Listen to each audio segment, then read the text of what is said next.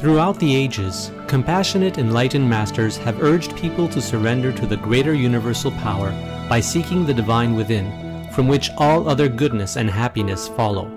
Supreme Master Ching Hai often spoke of the teachings of past masters and answered the spiritual questions of fellow initiates during international gatherings or through tele and video conferences. We now invite you to listen to Supreme Master Ching Hai's lecture entitled The Importance of the Master's Teachings.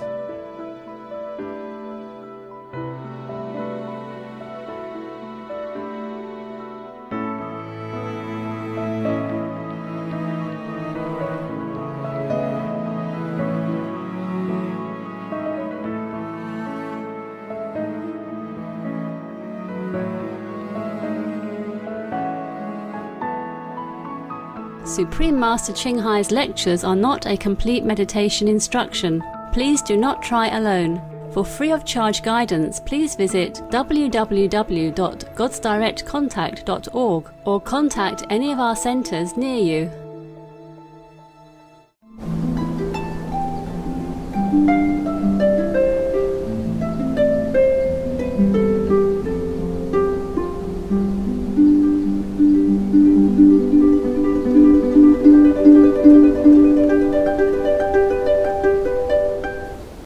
The retreat doesn't start until tomorrow. But I thought I'd come say hello, okay? Because I have some new things. That's why. New design. Have you seen them before? Not yet, of course not. I even have all kind of stuff, but I couldn't bother no more. This is all I can manage. Okay. Nice to see you. Like this, I can see you better, huh? Yes. Not like you can only see me and I can't see you. That's not fair, is it? I like to see you. A long time no see, no? Yes. Yeah. I don't know these people. Who are you? Do you know me? Yes. Well, I don't know you. Really? That's you? Okay. Everybody in the hall, yeah? Or is there somebody else who has no room? Sit somewhere else? Huh? Anybody who's not here, raise hand. Okay, good. You have those things already? Big West, go green. They save the planet stuff. Big West, go green. They save the planet. No? Yeah. I design new stuff. So that wherever you go, there's T-shirt also, huh? And normal clothes also. But they didn't bring me any normal clothes, and I didn't. I'm small. I can't carry everything everywhere, you know. So whatever they have here, I wear them. And if you don't like it, you can go home. After a few days later. Okay. Okay. I read some stuff yesterday.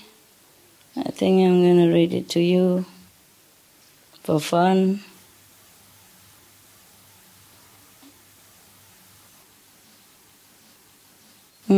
I saw some, but gotta check out which one.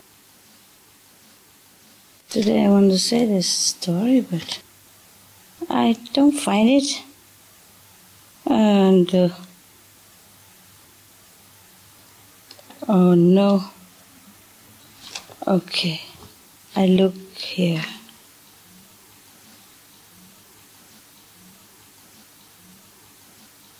Anybody who has conscience and diligence should work when nobody is watching, as well as when somebody is watching. Not just showing up when somebody is watching because, like, I'm working. Yeah? So everybody knows that you're a big shot, that you're important. And when nobody is here, you do lousy job. It doesn't matter what. I don't like this quality. It doesn't match me. I don't teach you like that. Yeah? I want the result of my teaching. not just anything we do. Maybe I shouldn't read you that one. That's why I couldn't find it.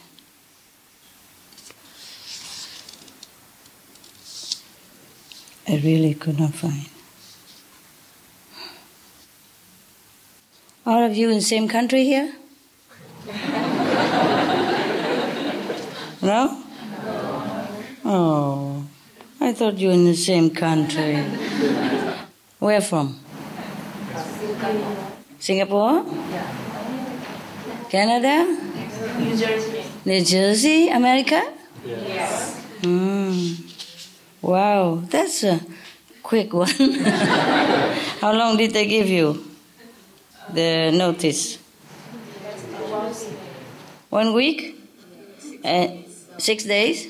And you got it? Wow. 1 day. 1 day? They let you know only 1 day? For sure, yes. Phew. How did you make it? We prepared. Yeah, you're prepared. You mean always, every day? You just get ready anytime? You already hang your bag at the doorknob? That's incredible, my God. Such a devotion. You deserve the best. Okay. 1 day. Where from? Canada. Canada. Oh, that's a long way. How far? How many hours? 8 hours? 10.5 hours. 10.5 hours? With the stop. With everything else? Taxi and all? That's a lot of time, huh? And he made it in 1 day. So you didn't sleep last night either? No. Well, no need. No need. Okay. Some people already want to live without food, and now he live without sleep as well. Wow. Ask me about miracle. We have it everywhere. Oh, well. What? I can't believe this.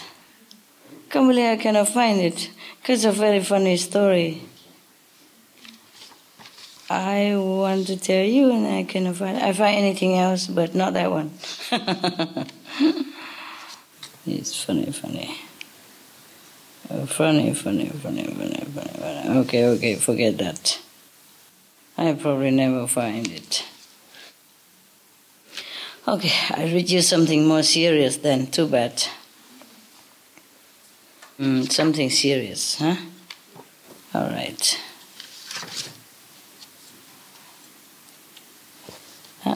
Where are you? Just whatever I don't want. Okay, here. Okay, there were two. One about a saint in a brothel, in a greenhouse. I mean, pink house. Oh, one is the Queen Mother's advice. Which one you like? I just happen to get both here. Queen Mother, right hand. Advice. Only 2, 3, 4. My goodness. Okay, the brothel. Oh, the guy like. Only one? Gee, and the rest? Whatever. Yeah. No greedy tonight, no. You're not even officially there yet. Today you're still illegal, you know that. Until tomorrow, 4 o'clock, you're illegal. All right, never mind. For these illegal people, I treat you like a queen then, huh? A king. Okay.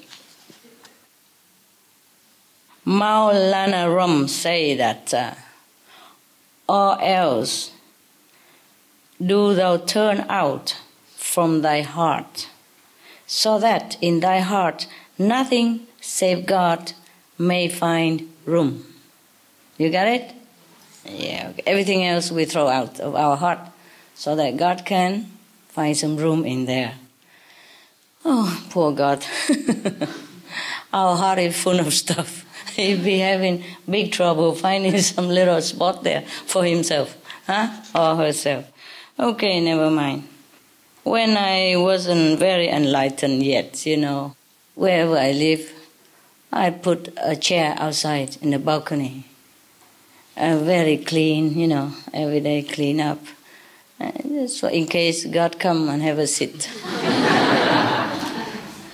Yeah. Because I'm not sure if I can find any place in my heart, so at least you can take a rest, you know? Like you walk in the park, and sometimes you're tired. You couldn't find anything that you like yet, or too many things you like, so you just sit on a bench with a pigeon, waiting for something else, or resting, or thinking, or enjoying. Okay, this is called the Queen Mother's advice. Okay. There's a king in ancient India. His name is Gopi Chand. He was tired with the worldly power and pleasure. You know, like Siddhartha, the Buddha, yeah? Okay. He was tired with pleasure. So he renounced his kingdom and begged his guru to give him true spiritual knowledge. Now the guru knew that it would not be easy, for this disciple to give up vanity, since he had been a ruling king, of course. You know, even if he doesn't want to be like arrogant or having big ego and something like that, but it's just not possible for a sovereign ruler to be truly humble or even in a manner, you know what I mean? Yes. So his guru is really like a psychologist, knowing the heart of human, The Buddha also was, yes, even though he was not a psychologist. Now, when Prince Siddhartha has become Buddha, and then of course many people came to him and want to stay with him as a resident disciple, monks, yes. And his godmother also wanted to become a nun with him. At that time, nun was not very fashionable. Nobody has become nun yet. At that time, only monk, only men become mendicant, or women are unheard of. When his mother, actually is his godmother, because his real mother, biological mother, died when he was born, remember? So the sister of his mother took care of him until he grown up. So actually it's like a mother also, yes. So anyway, this godmother also wanted to become a nun with him. And the Buddha know that it would be very difficult because she's a queen mother, you know? Yes, and has been his mother for all these years until he grown up. Of course, you know, often say, don't do this, don't do that, like all the mother, you know, brush your teeth, have you washed your hand, eat that, broccoli, no, eat it, the spinach, good for you, you know, all that. So anyway, he was worried that apart from, you know, maybe bossing him around and take him for granted, take his words for granted, she might also have disrespect for the monks' assembly, the mother of the Buddha. You see what I mean? Even though she doesn't want to, she can't help herself to have maybe some attitude. So anyway, so the Buddha has made a lot of rules for her, Like, okay, if you agree to be a nun, then from now on, if you see any monk, you have to bow to him. Yes. Of course, if she bows to the monks, then she also have to have respect for the Buddha. It's not about respect for him that he worries about. It's he worry about that if she continue her royal attitude in the assembly of monks, then maybe she create karma for herself. Yes. And also confusing all the monks. Because she's too old to change, you know. I heard that in some of the Christian order, the church or maybe the order would not take somebody above 30, to become nun or monk, because they worry that at that time the habit, the ego of the person is already set. It will be difficult to change, to teach that person. And it's not about worrying whether he has too much ego or not. It's just that if you have too much ego, you cannot listen very well. You don't want to listen to any good advice. You always think you are right. And by the time you find out you're wrong, it's too late. or you keep doing wrong thing all the time and nobody can bear it. It's very difficult.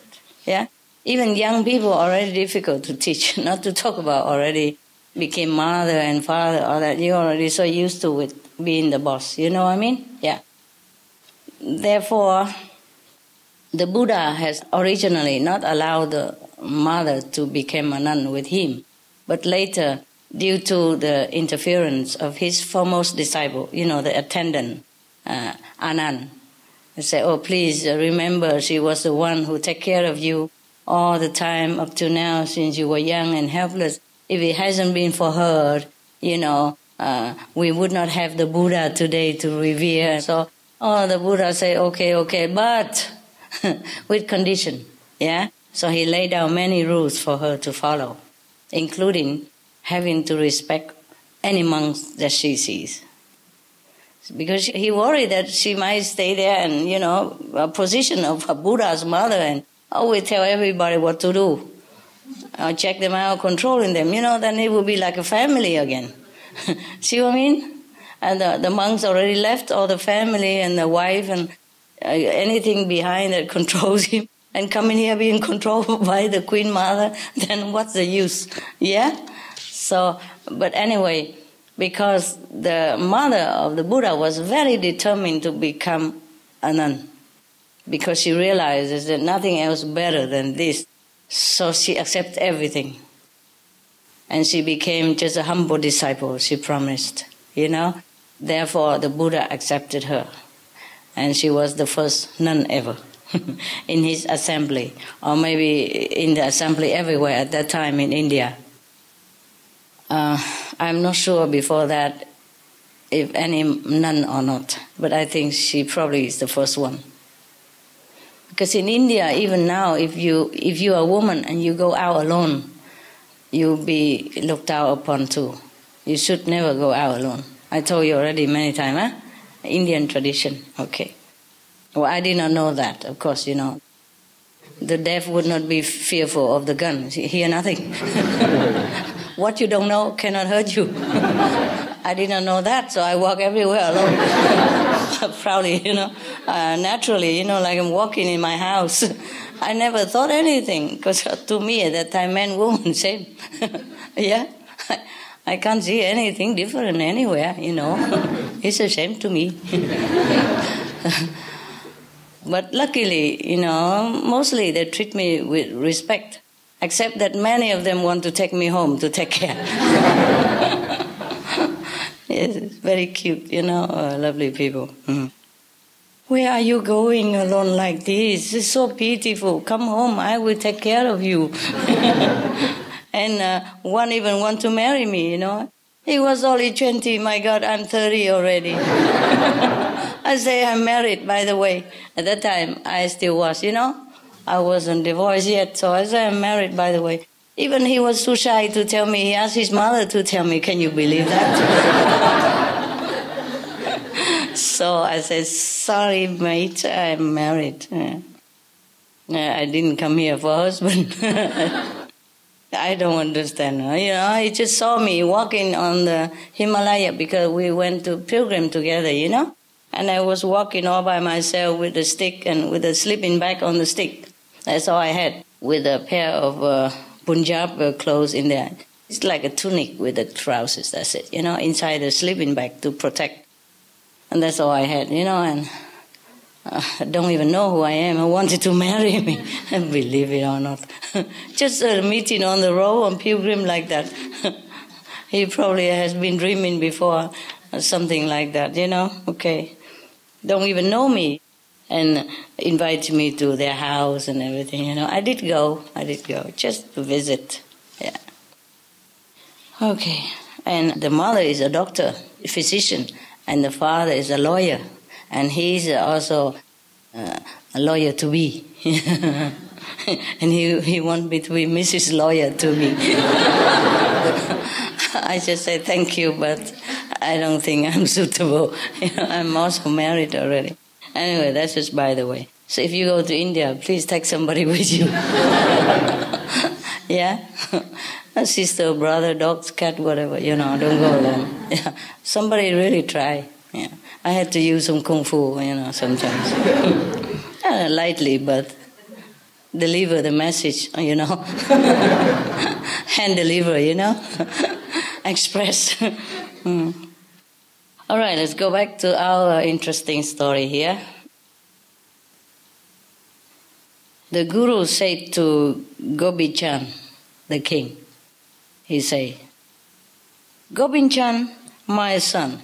He's a king and he called my son.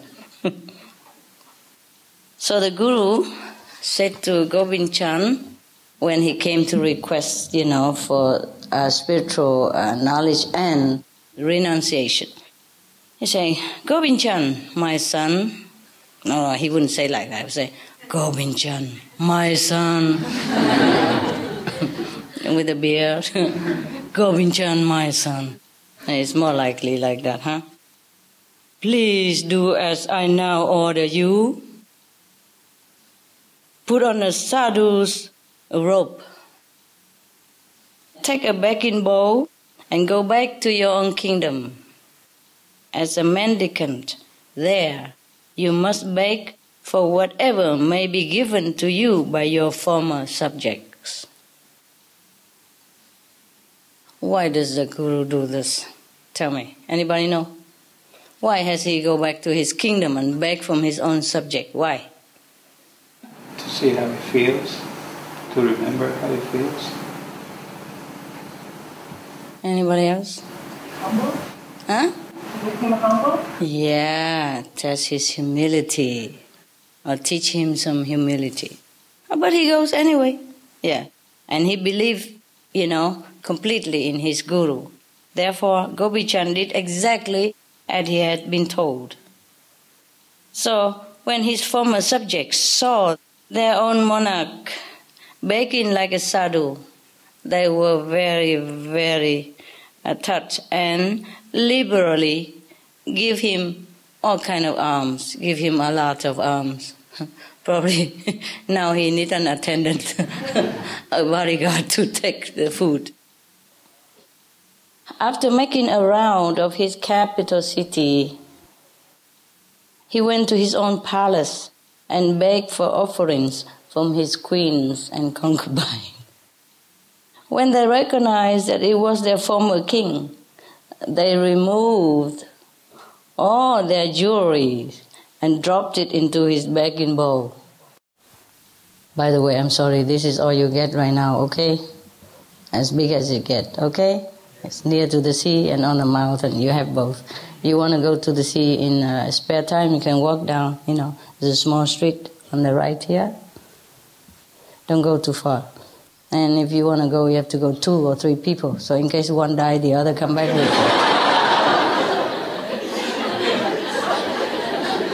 Yeah. Otherwise, who knows what they do with your cup after you die. We worry about your body, not you. All right. So, they saying to him, what good are these fineries without you, my king? Oh, how nice. So Gobind-Chand sent all that they gave him to his fellow disciples to give to their Guru. In the end, Gobind-Chand went to the palace of his mother, as she was the one who had advised him to give up his kingdom and become a sadhu. What a mother. Huh? But it's just, the time is up, His destiny is to become a mendicant, to renounce all the kingdom and all the fineries and all the wives and all that goes with rulership, to become a monk, a simple life. I guess he was born to do that, so that his subject will follow him, his example, to practice spiritually in a more earnest manner, and also to leave a good story for the later generation, like even if a king could renounce the kingdom and everything he has to become a devotee of God, what about us? That's what it's supposed to mean, And now you come to the Supreme Master Qinghai and she told you differently. She said, no, stay out there and work for the world and, help your fellow citizens. And she don't even let you come and stay in her ashram. What do you think his mother said to him now? Would she cook for him? Like Sunday SMTV show? Huh? Cook for him his favorite food? And say, good boy. What do you imagine a queen mother would say to her son now that he came back as a sadhu? As a monk. Sadhu means monk. Yeah. Anybody can imagine? If you're a mother, what would you say to him?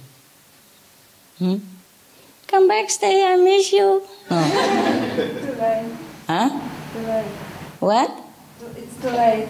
It's too late to come back? Yeah. He doesn't come back to stay, my God. He just came to visit. Yes. So what? Huh? What would she advise him? What kind of advice she gave him how to be a sadhu, continue his renunciation. Renunciate life. If you're a mother, what do you say? Stay with master. Huh? Stay with master. Stay with your master. Yeah, but how? He was a king yesterday. Yeah.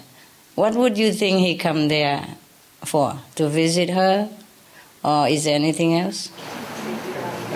Say goodbye. He already said goodbye. She knows that he's gone. Huh? Maybe she asked him if he's happy. Ask him? If he is happy. Okay. Anybody else?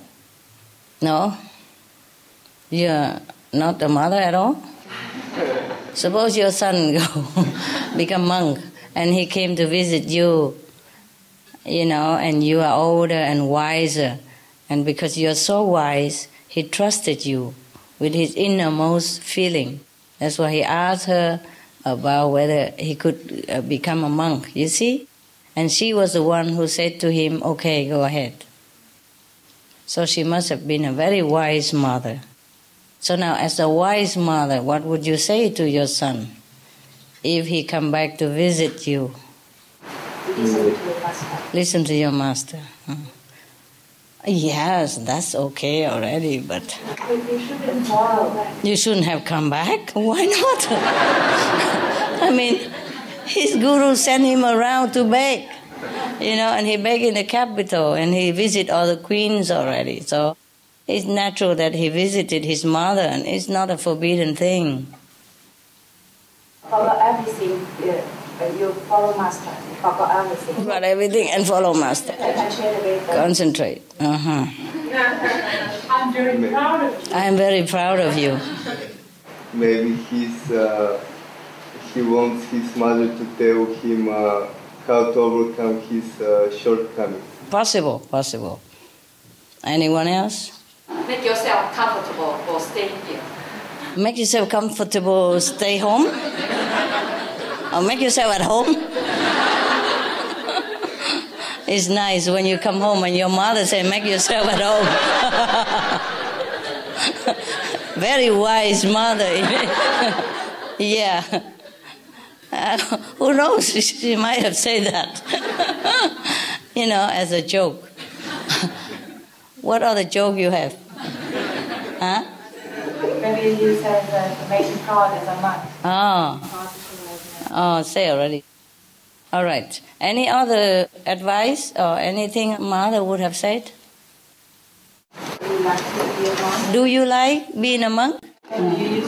How are you used to being a monk? Okay. Maybe she asked like that, but she probably knew. Yes, yeah.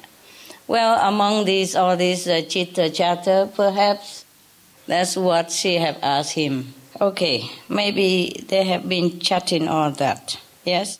So, okay, now it's the final.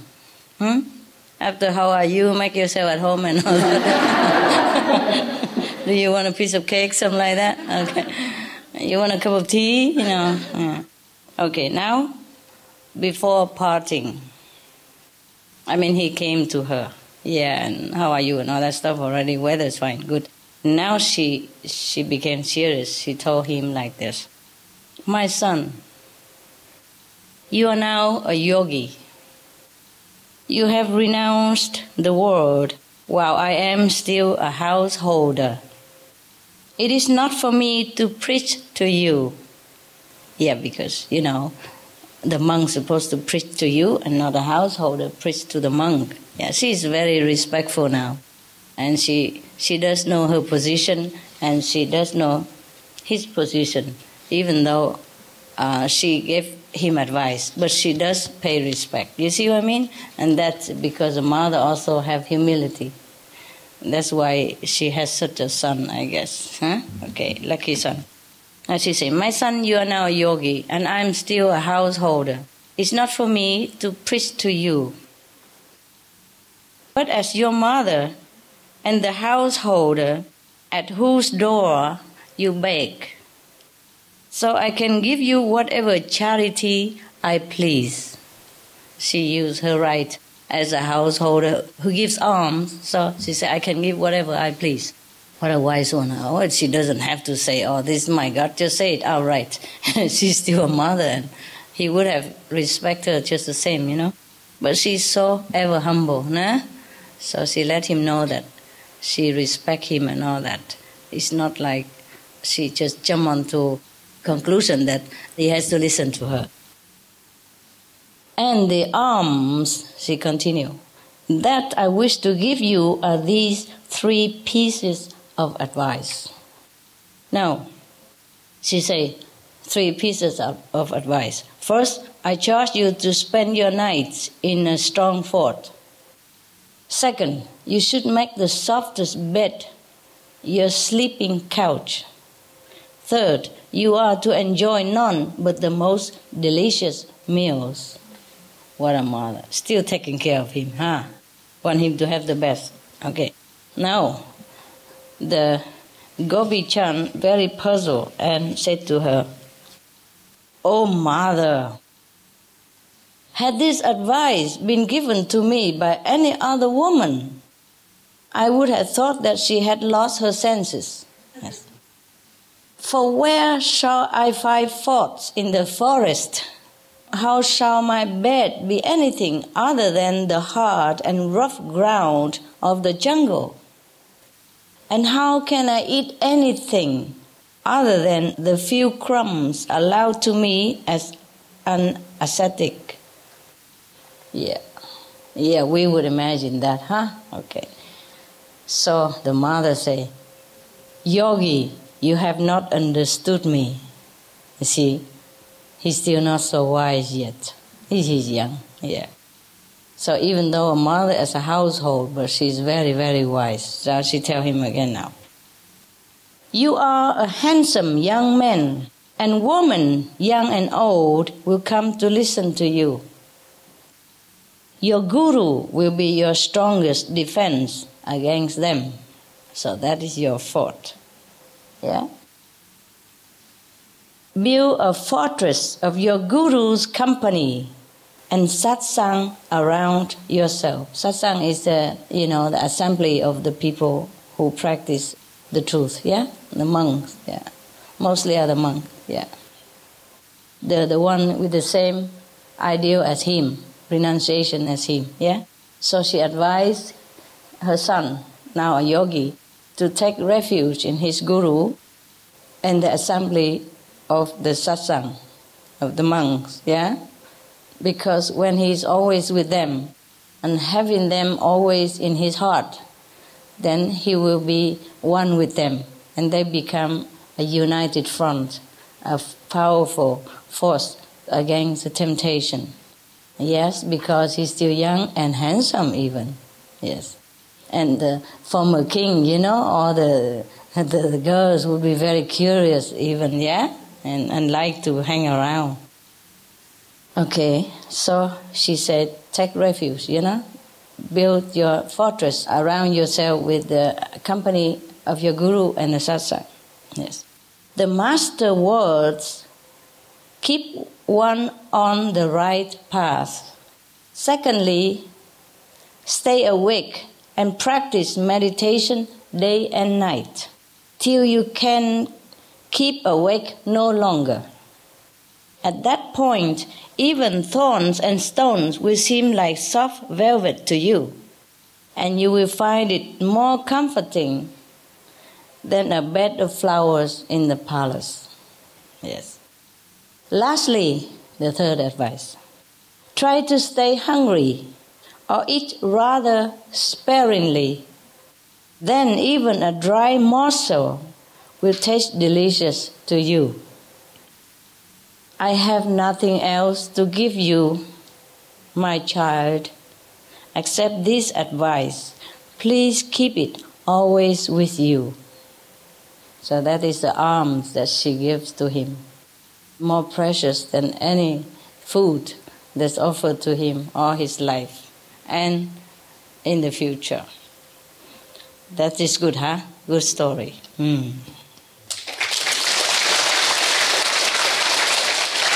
Very good story. I like it very much. So, how do we apply it here? Do the same. Okay. Well, now we are kind of short of space here, so there is a stone garden. Yeah? But the food here is too good. I'm not sure whether you're hungry or not, you still can eat. It's for me also, it's very bad here because they cook delicious food and they bring it into my kitchen. At home, I can still control what I cook, you know. I don't cook much anyway, you know. And my assistant also same. We eat more simple, yeah, very simple. Whenever we have time, then cook some dishes, 2 or 3. And not have time, just sesame, brown rice, simple. The basic, you know, the basic and the stable food. So, it's very good. You can lose some weight with it. Because it don't taste too good. Even if you're hungry, you don't even want to go look at it. Not to talk about dogs. I have to clean them 4 or 5 times a day, feed them snacks, you know, and water. If I'm home, I'm just serving them, you know, most of the time too. I have to give them snacks and they can eat forever. Whatever I give, they eat. It's always delicious to them and they don't have to be a yogi even yet. And I didn't even have to need advice from the queen. Everything is delicious because they eat so much, they don't stop. Anything I give. But of course I give good things. Sometimes they prefer to eat snacks than their main meal because it tastes better or something. Or maybe because I give them by hand. Okay. So after I came back home from here, before I don't even want to look at it already. And now I don't even want to think about it. It's a stark opposite, you know. Like here, many courses and different delicious from different country. And thank you, by the way, for taking your time and cook me such a delicious meal, you know, Vietnamese food, which I haven't seen for I don't know how many years. I don't have this kind of home cooking and cook with love as well, you know. But after I come from here, even I'm hungry, I don't want to eat anymore. It's a little bit, yeah, maybe, but reluctantly, you know. What a difference, yeah.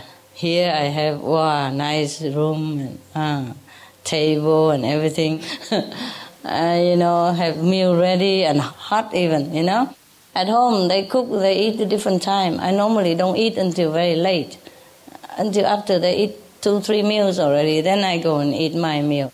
And mostly they cook and share, you know, already put a portion for me there. And only whenever I'm really starving and nothing else, then I go and eat it. It's already cold, you see? And I even don't want to microwave and all that. I just eat it cold. So mostly it's not that good. Here, wow, it came straight from the kitchen, you know, steaming hot, and wow, what a difference. Yeah, so what shall we do now? We should not even cook so much food because you should be, you know, you should be a yogi here, right? And some people told me they want to live on air even. Yeah, just now I talked to one of your center, Vancouver.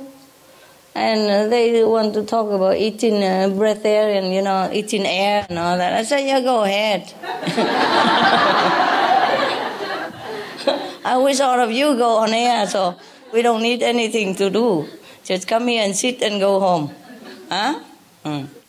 It would be nice, huh? No need cooking, nothing, huh? No utensil, no crack, clang, no supermarket, nothing, huh? And no need digesting, nothing, huh? Are you ready for that yet? Yes? Oh, right hand. Oh, yes, right hand. We don't have to charge that guy. Good. 1, 2. Some guy in the back. Not you. Are you spoiling him? He changed his mind so quick. He was like this. No, that guy. I saw him like this, and I asked her. Okay. The one who don't want to eat, just take your money back. And whenever they eat, you go somewhere else. Don't stay there and say, we are tempting you. Wow, my God. Are you okay with the food, actually? Yes. It should be delicious, right? Yes. Okay. Well, one group cooks better than the other, I'm telling you. Look like they compete with each other, like a cooking competition or something. Last week I thought the food is very good already. Oh, today this is even nicer. Not really. It's just different, I thought they cook all there was already to cook. I can't believe it. Still have more.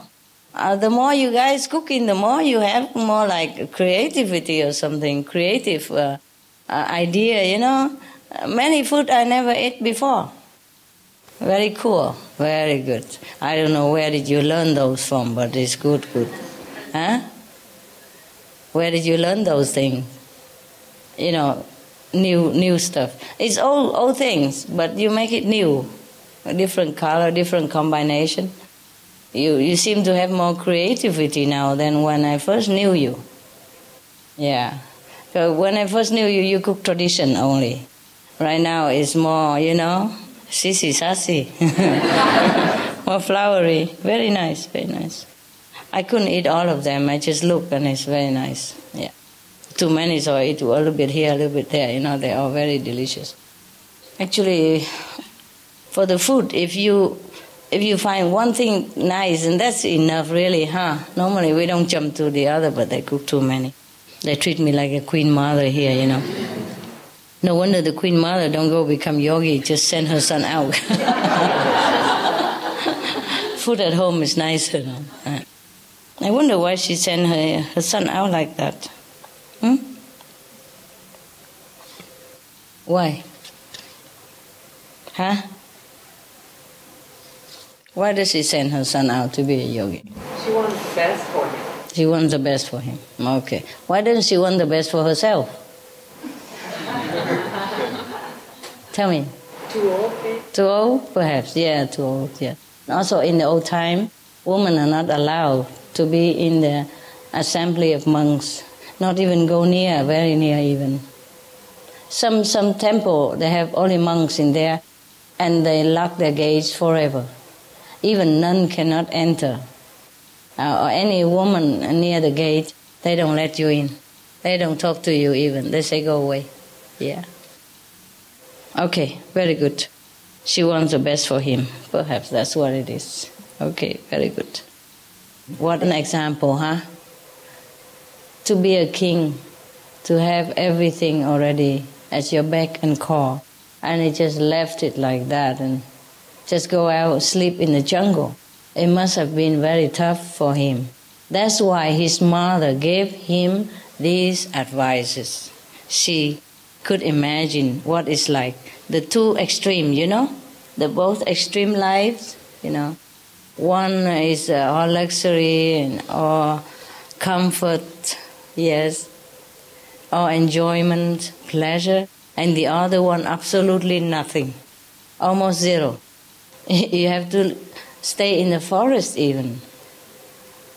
No fortress, perhaps no room, just maybe under the tree or something like that, yeah? And sleep on the ground. And now you're sitting on the sofa I mean, on a cushion and have something to lean on, and you sleep. Is it comfortable at least? Better than the king here, no? King here, I don't think they make such a cushion and the leaning chair like that at his time. I don't think they think about that in India. The yogi, the sadhu in India really don't have it. Most of them, they just have like a jug, you know, a silver jug if they have, if not just any jug. And just to take water, wherever they go to take that water, to wash their hand, because they eat with the hand, so they have to wash with the water, do the ablution after, you know, toiletry and all that. Or drink on the way, you know, that's it. And then they beg on the way to eat. Whatever given to them, they eat. Or sometimes maybe they go to some temple and they have some food in the temple and maybe they eat, but they cannot stay there forever. If it's not their order, even if it's their order, they could not also stay long. Mostly they let you, the pilgrim, stay 3 days in any places, maximum, free of charge. Some place free of charge, some place you pay just like gift, you know, nothing, very cheap. Yeah, because nothing, just a roof and a mud floor and a mud wall, you know. Anyway. So I think you have very good condition, huh? Yeah, wherever you go, we have room at least, yeah. All right. Okay, any question or any comments concerning this? You like the story, I hope? Yes. Good story, huh?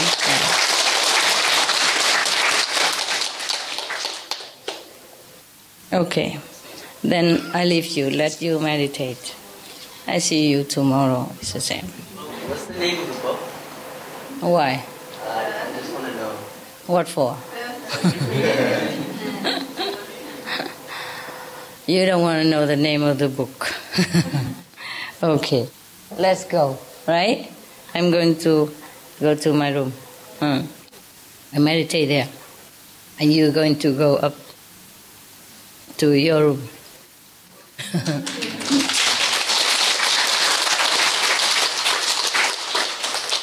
Why? Why are you clapping? Of course, that's where you go, no? Normally you go down. So, what's new? Is it the same as usual going up, no? Or not? Normally not. Oh, tonight you try then. If it's usual, then you just go. Close your eyes and go. No need direction even. If it's not usual, then try to hang on to the neighbor who is going. And maybe you can go together. Okay? All right, see you later. I mean, it's already 3 o'clock in the morning, so see you later, huh? See you today. Ciao. Thank you for coming. Thank you. Thank you. For listening. I'm glad you come. Make the best. Make the best of it, okay? Yeah. Even small room and all that, never mind, eh?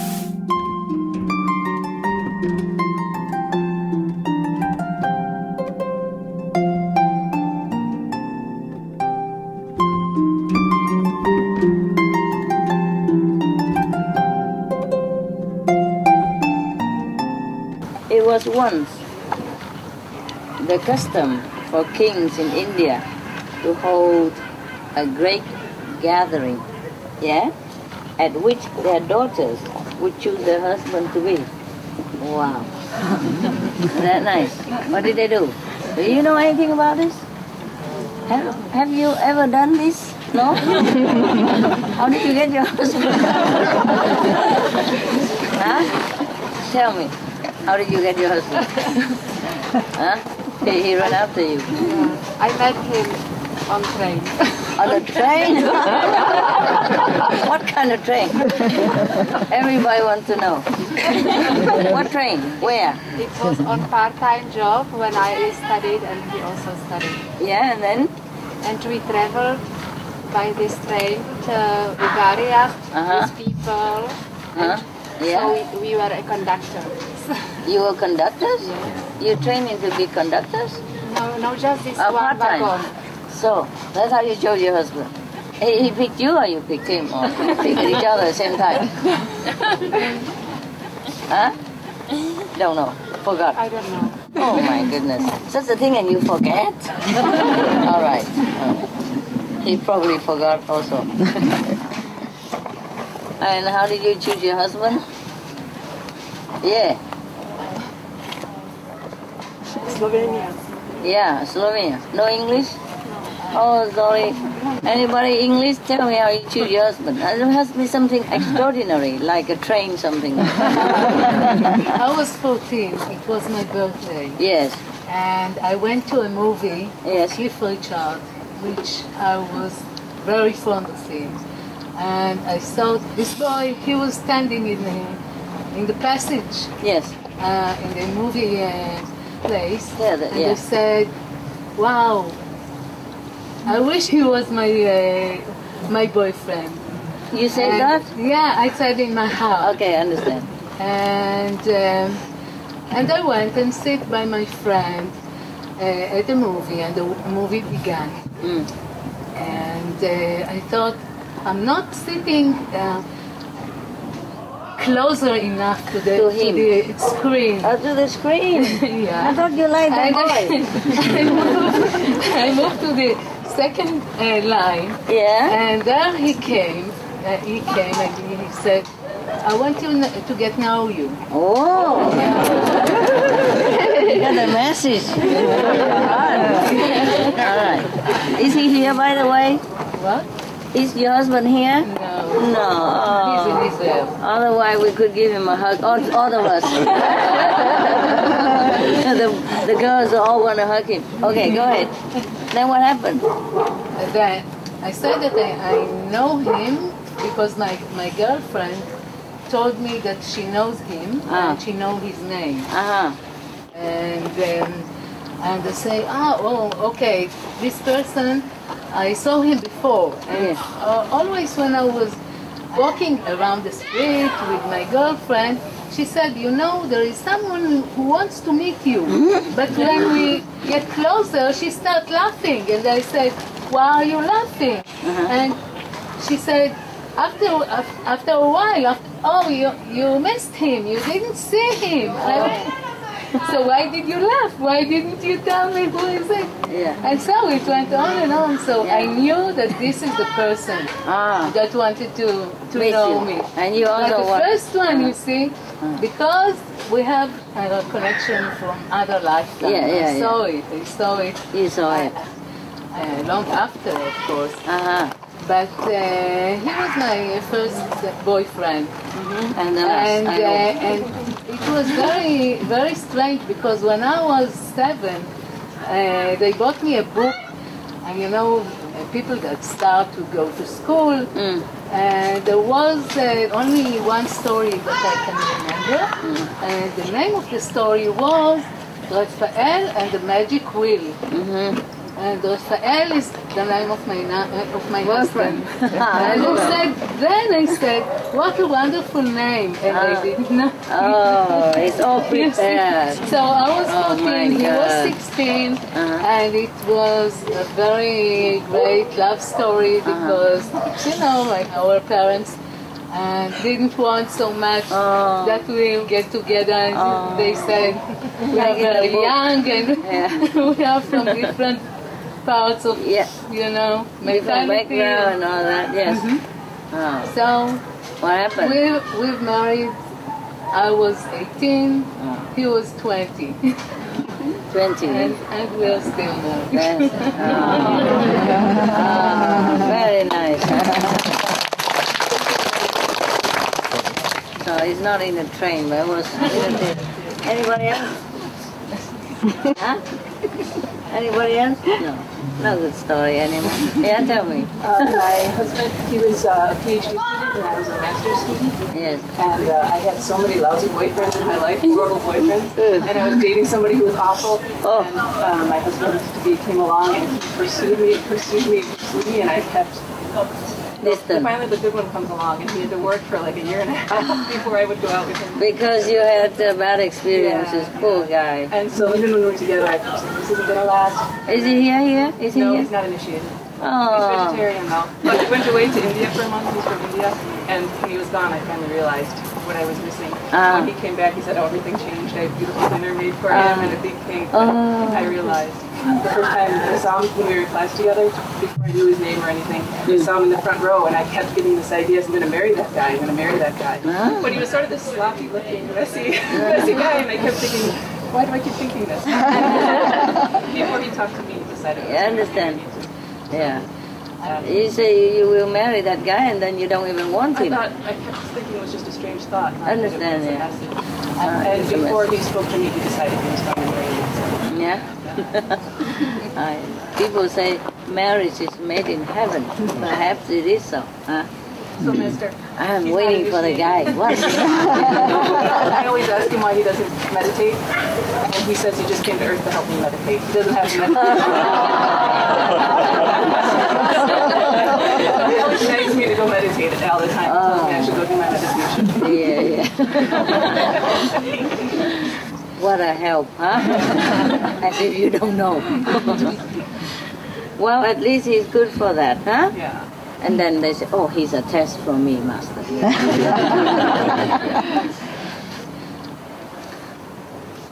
It's true also sometimes the more you are forbidden, the more you long to get what you want, you know.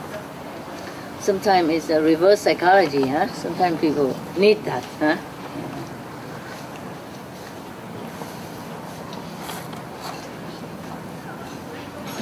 No, you just bump into each other on the street and marry, that's it? End of the story?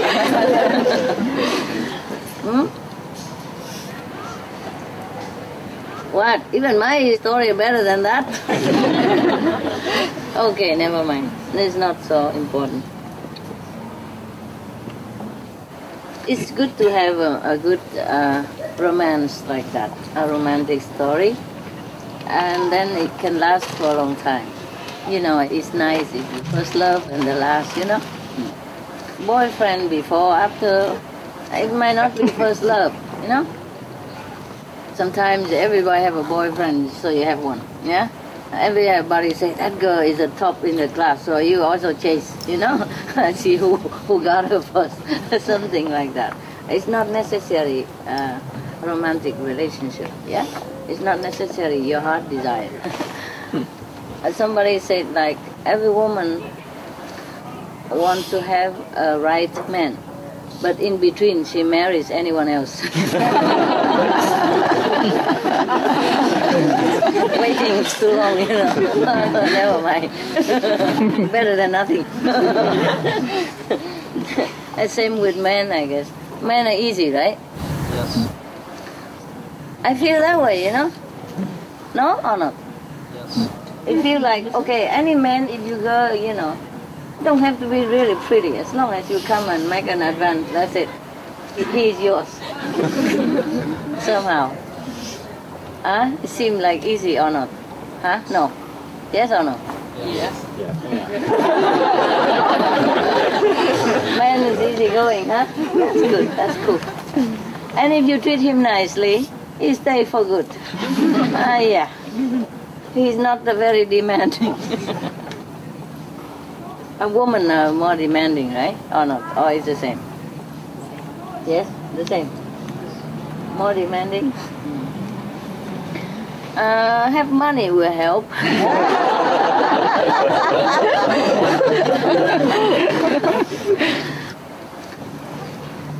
Last month, I was invited in a dinner party, and everybody came with everybody else, you know, all beautiful, all bedecked, you know, star-studded, diamond-studded everywhere. It's a perfect picture, but I go alone. Whenever they have a chance, you know, especially the lady comes.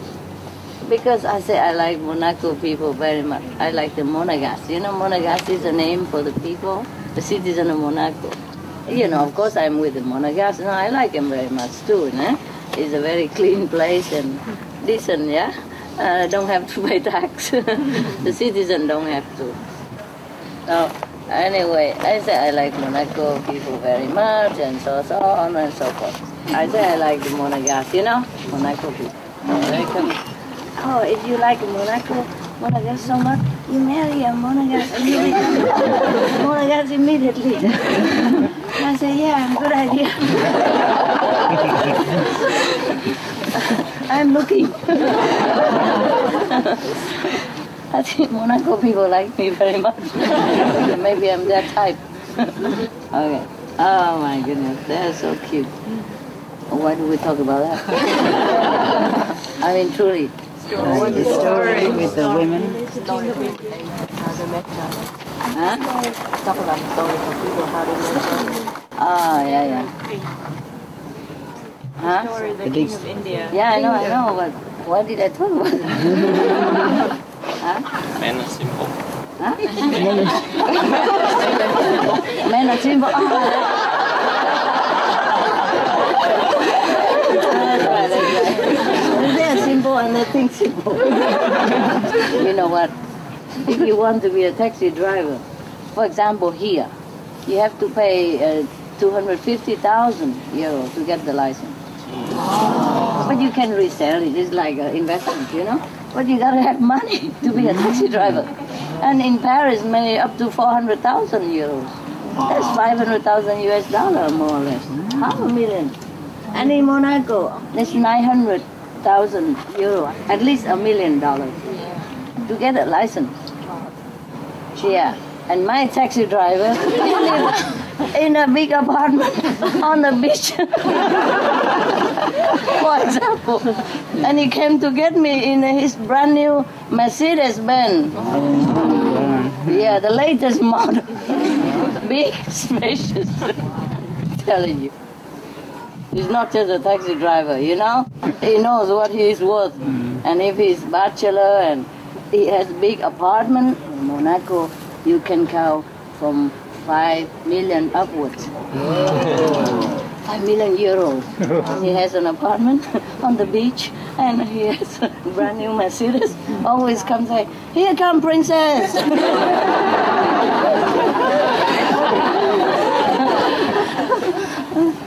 I got this car just for you. So funny people. I love them so much. They're so cute. Kind of innocent. Not so much trouble like other country. Yes. Maybe that's why they kept to themselves a lot of time, That's the name of it, Monaco, Monaco, like people who keep to themselves, who separate from others, alone. I guess in the beginning there were a group of spiritual practitioners or something, yeah? And they like to be alone, they have different lifestyle or something like that. Now, we go back to our story. My goodness. This is not about the story, we use it and then we talk about it and then we explain things and we have fun together, huh? A lot of jokes, okay. So if any of you are still single, women, I don't know about men, if they get easy there or not. You can go there and drive any taxi. Ride on any taxi and then you might meet your, potential customer for life. But actually in Monaco, mostly they don't have to buy it, the state will lend it to them. But suppose you're a foreigner, you go there, yeah? And you want a taxi license, you have to pay 1 million, that's it. And if you can get it even, yeah? Yeah. You know why? Because these are kind of touristic area, yeah? Everybody wants to be a taxi driver. It's funny. It's a job that many people want it here. Here is like a very big enterprise, Everybody wants it. So it's very difficult to get the driver license here for taxi driver, yeah? All right.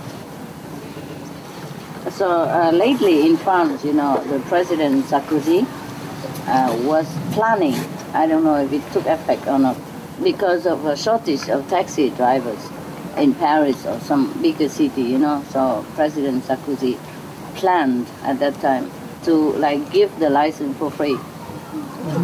Yeah, so that we have more taxi drivers.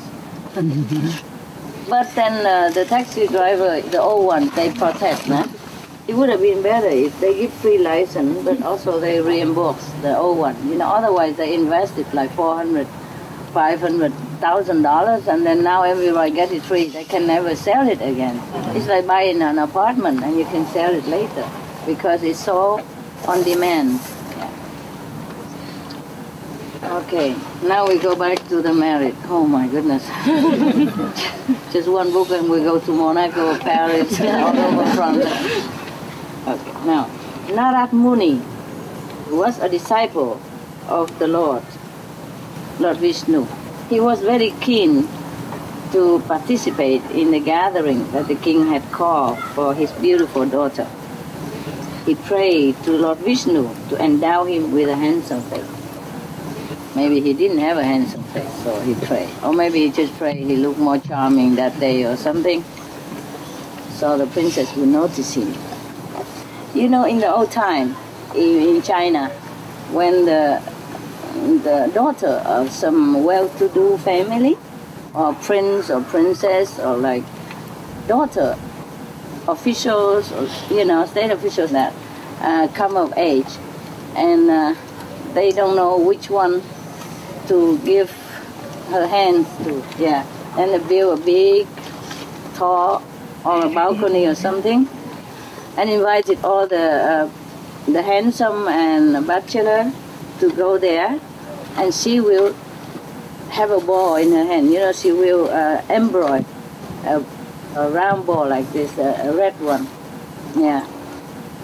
And then she see whoever she likes, she will throw the ball to that guy.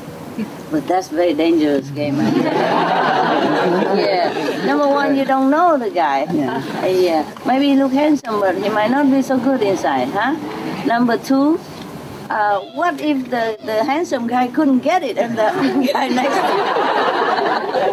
him? You know, by chance, maybe it slipped out of his hand, or maybe he just turned around a little bit and then it fall into the old man next to him. Or maybe it's another guy that she doesn't like, you know? Because the rule is that whoever got that ball, she has to marry to, because a promise is a promise, you know, in front of everybody. You can't run away from that. So it's possible that the guy next door just elbowed this guy or tickle him here. And then he dropped his ball like that. And the other guy took it and voila, finito. It's dangerous, no, don't you think? Huh? I wouldn't gamble my life with that ball, whatever ball that is, yes. But that is in China. In Vietnam also, yeah? In old time, yeah? They don't do it anymore. I guess there's too many mistakes already. It's better not do it. It's such a risk, right? Yeah. Now here we will see how the people do it in India. So now the king gathered all the handsome guys, you know, the bachelor and the coming of age, the available one, to the palace to see which one his daughter will like. Now this guy, Narad Muni, is a disciple of the Lord. I mean, he was probably very devoted to Lord Vishnu or whoever the master at that time. Probably his master worshipped Vishnu, yes? So he prayed to Lord Vishnu to give him a handsome face. Okay, now Lord Vishnu was concerned that Narad Muni might fall prey to lust. You know, he wants him to be a renunciate, you know, like the king last night that I told you. So he gave him the face of a monkey. Poor guy. Before, he was better. After he prayed, he got that.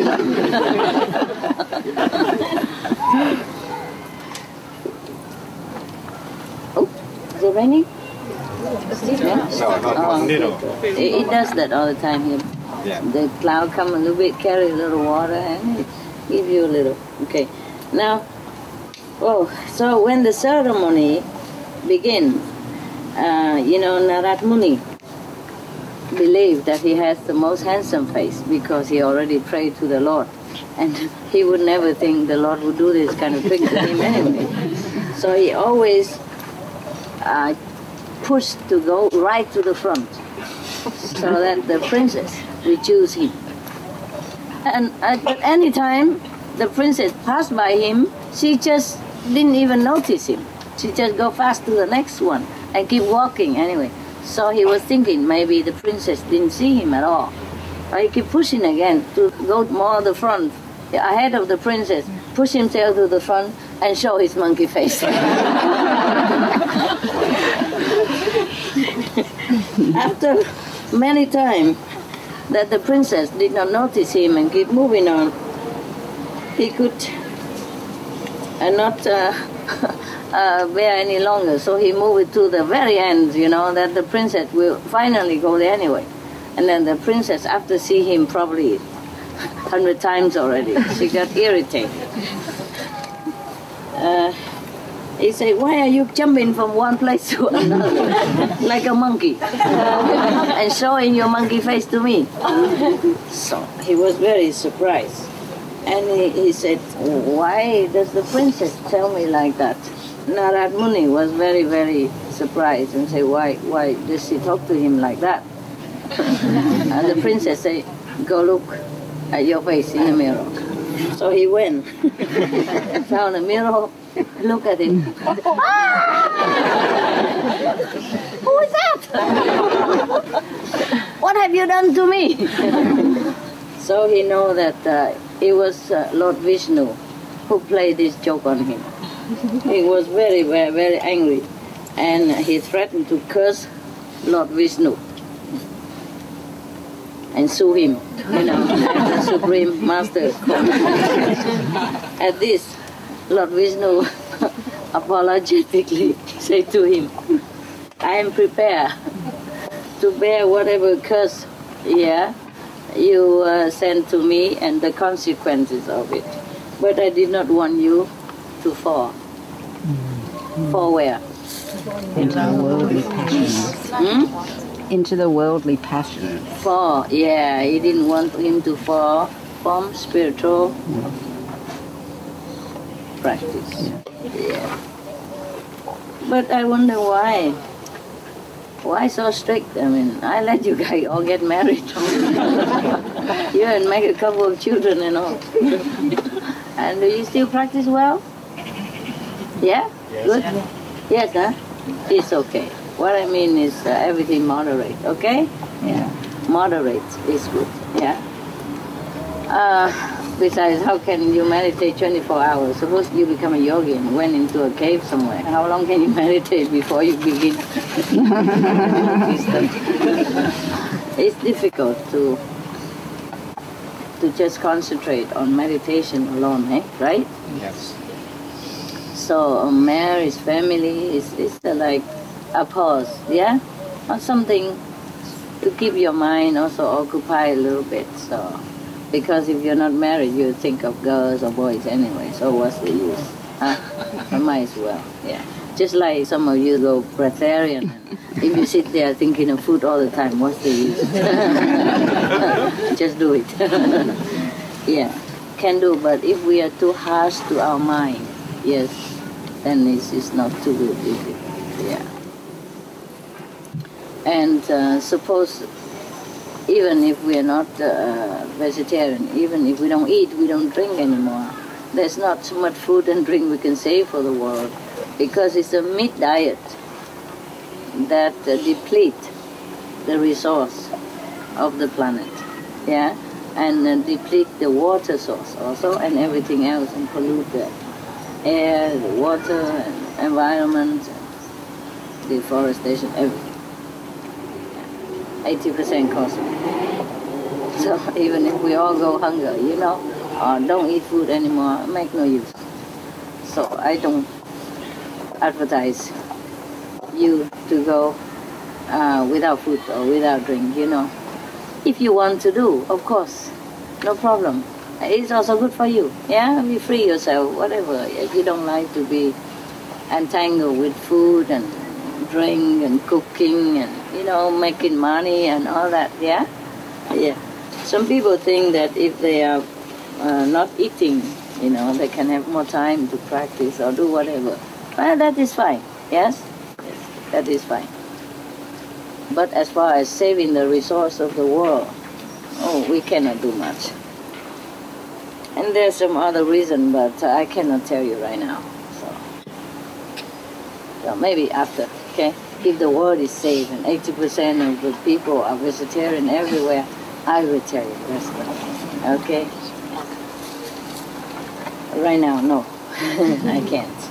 It's something I cannot tell you. I cannot tell you everything. I can only tell you what I need to tell you and what you need to know. Too much information for your processing center here. Also no good. Okay, anybody want to have a ball here to throw? I have a ball for my dog. A tennis ball, that Lucky left behind. You can use it and throw it some guy. I'm very well. I think this needs practicing. Because the ball, when it's out of your hand, it might be the wind will blow it in different ways. Oh, it's dangerous. Yeah, maybe before they choose the husbands by this kind of risky adventure, probably they've been playing basketball for some time first, right? Yeah, you have to aim correctly, right? Yeah, not even the professional can throw it so precisely into the basket all the time. So if the girl just chose the husband of her lifetime by a ball like that, I think it's too risky. Okay, anyway, just want to tell you a funny story like that. And I see you later, okay? Did you eat well?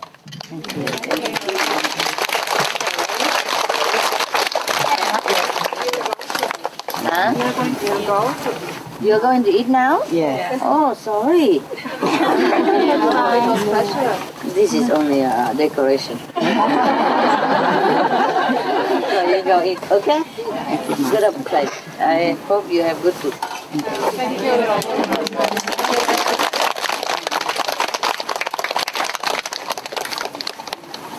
Don't throw your balls away.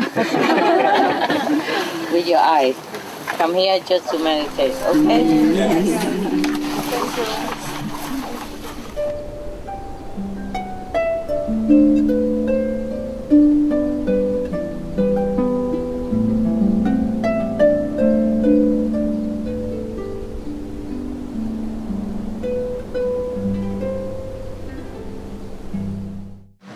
So what did you do all this time? Meditation.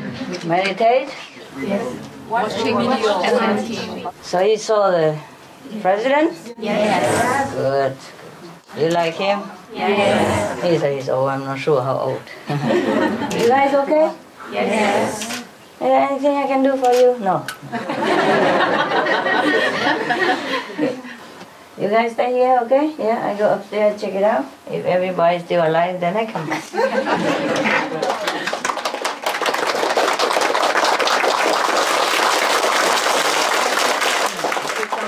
I go up and I come. Yeah. Ở đây có hai cái nhóm mà tổ trạng nhất ha. Nhóm Việt Nam với nhóm Trung Quốc ha. Hai nhóm này thôi, không lu lo. Mỗi lần đến là coi như là chết rồi sống lại. Thôi dồn cho đã đi, ok? I just say hello. I said there are two group of comrades, Vietnamese and the Chinese. Whenever they came here, it's like they have just returned to life after death. Resurrection. Either they cry a lot or they make a lot of noise. Both are the same. Yeah. So I tell them, okay, have a good look. Okay, let's meditate, huh? 你们打坐 OK? And then I come back and talk something big. I will come back and talk something big that you expected of me. Like, okay, becoming the Buddha. Yeah. And go back to the kingdom of God. Big mass, go green. Save the planet. Something like that, huh? Okay. Okay, good. Yeah. Unless you want something urgent before you die. Everything okay? Yes. Today is Saturday, right? Yes. Oh, they are making a big something everywhere, right? They are making a peaceful voice, yeah? Making their peaceful voice heard in different countries. This is also good. Good, huh? Oh, good. Yeah. Maybe you should do that instead of sitting here, huh? Maybe I should go out and also use a big loudspeaker, huh? Okay, don't worry. If you're worried and going out with a mask or something, if you can buy any. Are there such things you can buy to avoid poison? Huh? Smoking mask? They have several on the internet. They have on internet? Sell for poisonous grass? Yes, around $250 or $200. Oh, really? Where did you get that? My friend have researched for that, but actually we have not bought them yet. You haven't bought them? They should produce more of that, you know, not joking. Yes. I think the companies, whoever, should produce more of this poisonous gas mask. Should have this poisonous gas mask. Yeah? Okay. Just in case you survive. I don't know. The way you meditate, you wouldn't know if you're going to heaven. You just sit there and just go on. As usual, you know? You would think business as usual anyway, you know. Okay, is it time to go? All right. And the angel come and tell you it's time to go because too much poisonous gas on this planet. And say, it's time to go, yeah, really? You mean go for lunch or?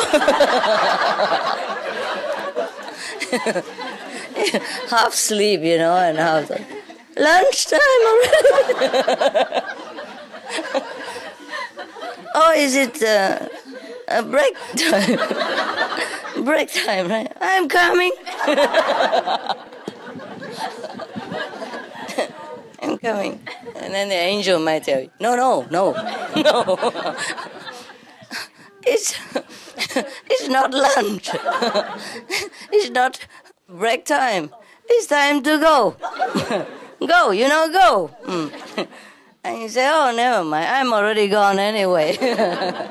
Every day I'm gone. Yeah, for you, probably very quick and painless, no? Yeah, like usual, you know, when you meditate and you just go. Either you go this side or that side, back or front or left, right or up, it doesn't matter anymore. It's the same, right? Just going. Just going. Any direction will do, right? Yeah. Okay. Yeah. And you might ask, can I take my mobile phone with me?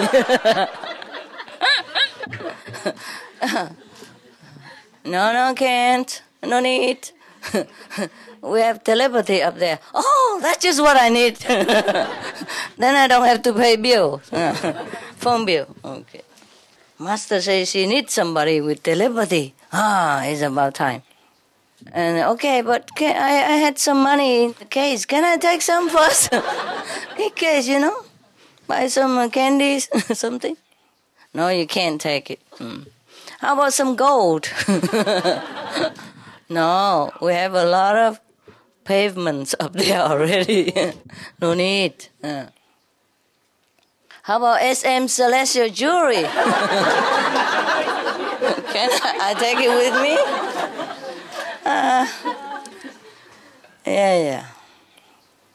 What else you want to take with you in case we're going? Can we take you? Take me, yeah? Yes. Me, I'll be always there. Me is the only one you don't need to take with you. I take you. Carry.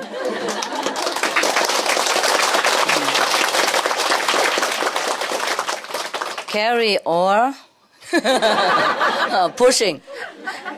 I told you don't eat too much, didn't I? Huh? You're too heavy, how I carry?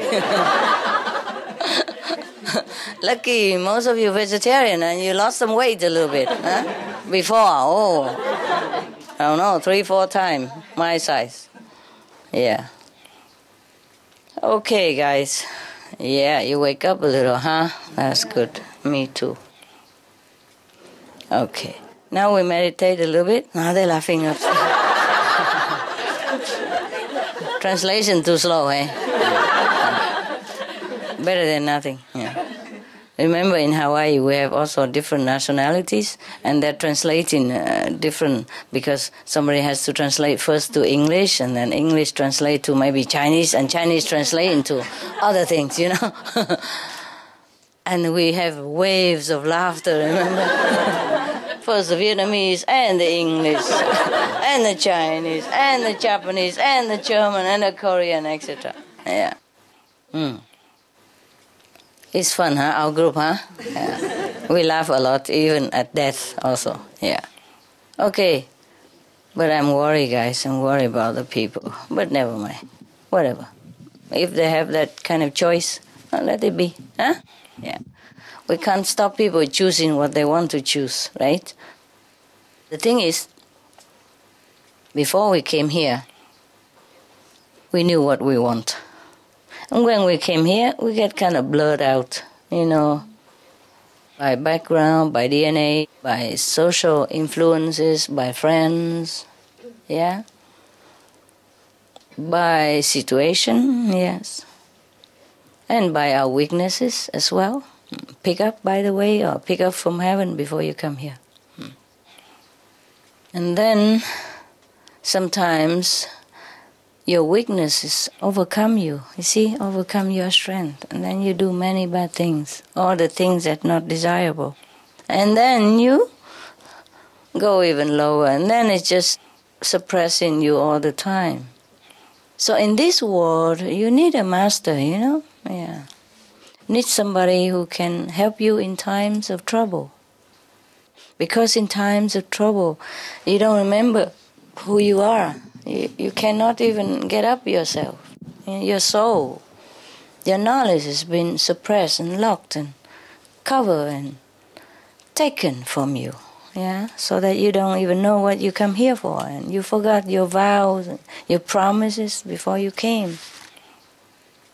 This is a trick of Maya, you know. They let you come here, but when you come here, you're under the control. They're under their control. That's a pact deal, you see. You can't just come here free and happy like the way you were in heaven, yeah. There's a price to pay to be here. Even to fulfill your job, or to progress spiritually, or to help somebody to progress spiritually. There's a price to pay. I feel very sorry for everybody, you know. You know, Master always are here on earth, you know. All the Master came here for that. Because the Master knows that when you come down here, you'll be in trouble. And all of you will be in trouble, so nobody can help nobody. See what I mean? Yes. So the Master always came with you and tried to help you out and remind you that that's not you. No, no, no. Remember what you want to do. Remember your greatness before you came here, etc., etc. But as you are here, you forgot. You don't even recognize yourself. You don't recognize the Master, your best friend, you know, from heaven. It's very difficult. No Master run around, keep telling you, wake up, remember, but sometimes not. Sometimes okay, remember a little bit and then go back to sleep, just like your meditation here. You know, if I talk like that, you understand right away. From personal experience, you know. Okay. And then sometimes you even go against the Master, you know, even your friend, the friend who wants to help you, and you even beat him up, you know. maybe physically, maybe mentally, maybe psychologically, maybe different mean, restricting his freedom by your bad habit, or even goes against the master for no reason, If they choose to do some bad things, then of course they have to get the consequences. The thing is like that. When you come down here on this planet, before you came, you promised, I'm going to help this and that neighbors of mine, long time ago, that she's now here and she's in trouble and she forgot herself, her great self. So I'm coming down as her son, her daughter, her friend, or her neighbors to help her again. Yes. Well, when you came down, you forgot. You were so distracted by eating, drinking, whatever, yeah. Beauty, handsome, all kind of stuff, money, position, power, and you forgot your promise. And some also say, I come down to help Master because Master needs a lot of help to take care of everybody on the planet. Then you come down, you forgot, you get distracted by man, by woman, by money, by whatever, house, car, the latest, the fastest, etc., etc., and I'm left alone again. Or any master, sometimes I do need some more help. Not like personally, but like, okay, we can do some translation for different languages, yes. I have only a handful of helpers, and not to talk about they bring their stuff with them. Not just their help, but their stuff. The stuff, the tough stuff. When you got a helper, you get a package deal, with all kind of negativities come with it. The poor guy also could not help himself. Because before he came here, he has to pick up his old karma. Understand? Yes. Depends on how bad you were in the former lives. You have to take how many bad traits with you. Yeah? For example, that guy in the old time, he was a womanizer. Yes, and he's not very faithful to his wife, for example. Then in this lifetime, if he wants to come down on this planet to help anybody at all, or to help Master even, he got to pick up that trait again and to overcome it. But can the guy do it? The answer is big and no. Very difficult. You understand me? Because it keeps strengthening more as you reincarnate times and times again. It doesn't get any weaker. So that is the price anyone has to pay to come in here.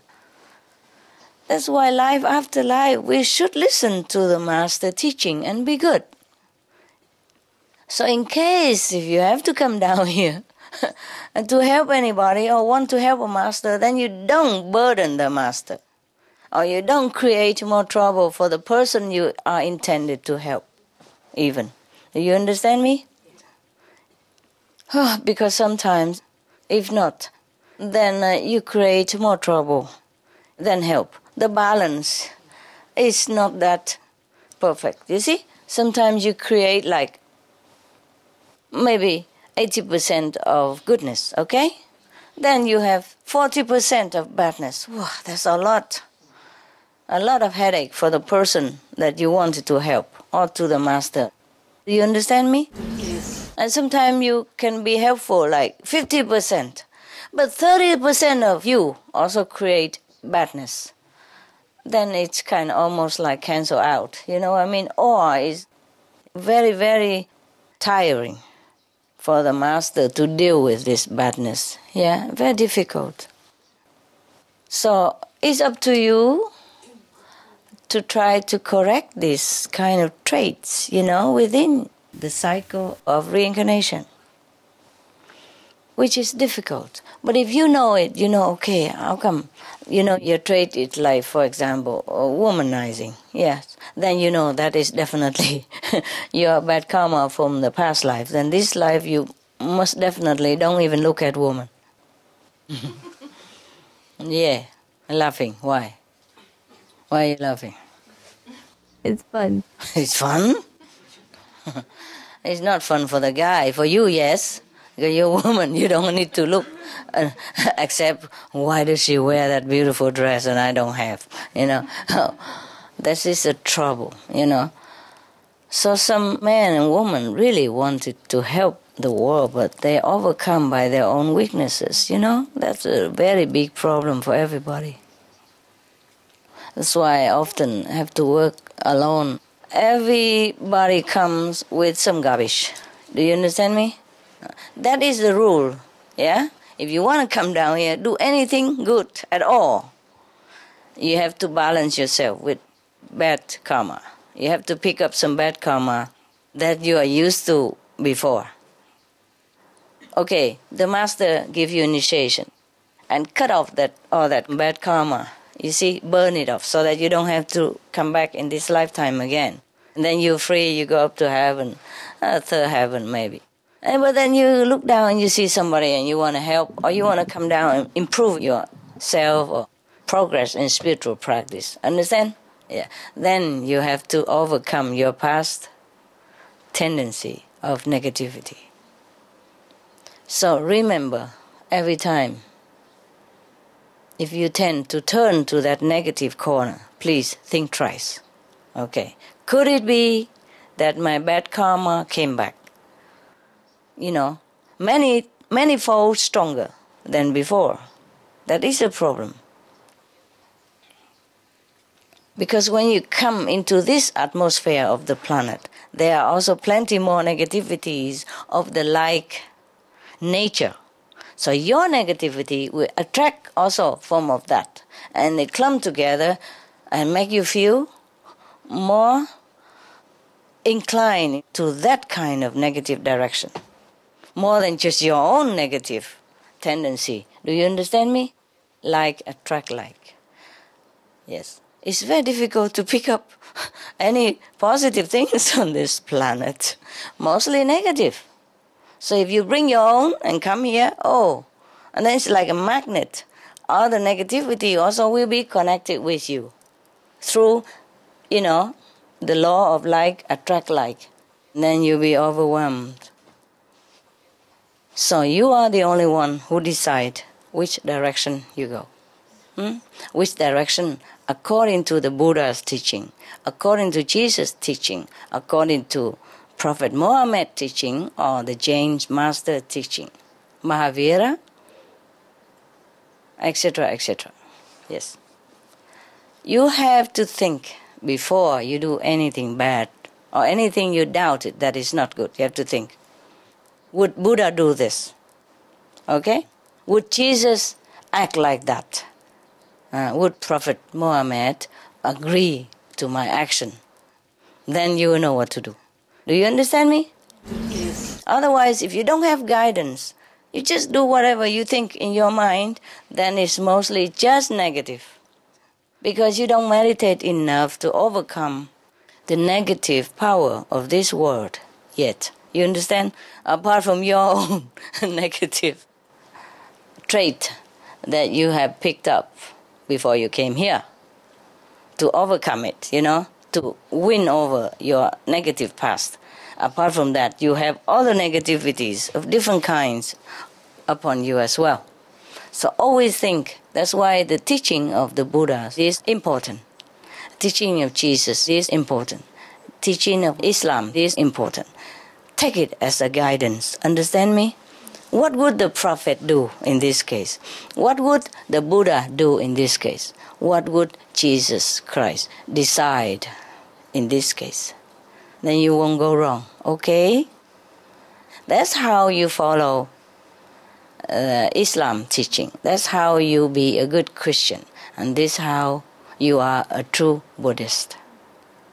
Alright? Don't just read it for fun. It is a good guidance for you, so that you will not err in this negative domain, so that you will not be overpowered by your own past karmic force and the force of negativity in this world, the collective one. Okay, huh? Yeah, all right, good. I see you later.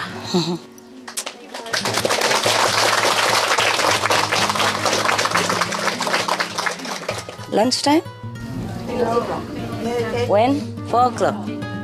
Ah, that's good. Then you meditate for a while. I meditate with you for a while and then you go. Okay?